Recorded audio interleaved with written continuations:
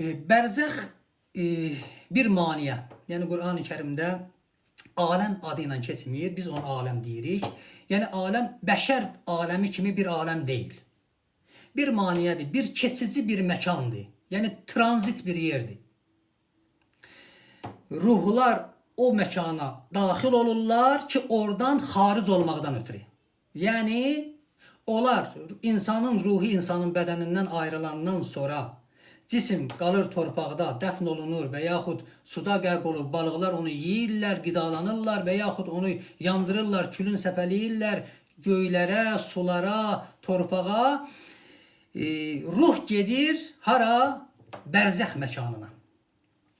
Bərzəx məkanında müddət var ki, o müddəti gözləyir, yenidən öz cisminə daxil olsun və bu da qiyamətin günündə olacaq və öz əməllərinə cavab versin.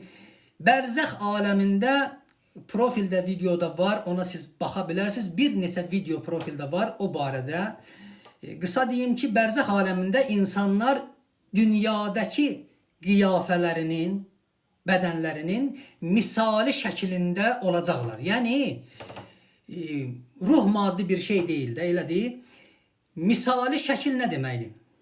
Yəni, güzgü qabağında insan dayananda bir tərəfdə onun maddi vücudu dayanır, bir tərəfdə onun misali vücudu dayanır.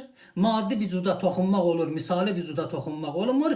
Bərzəx aləmində insanların ruhi dünyadakı vücudlarının misali şəklində olacaqlar və bu baxımdan da onlar bir-birini görə biləcəklər bərzəx aləmində. Növbəti sualımıza baxaq. Kim yazıb?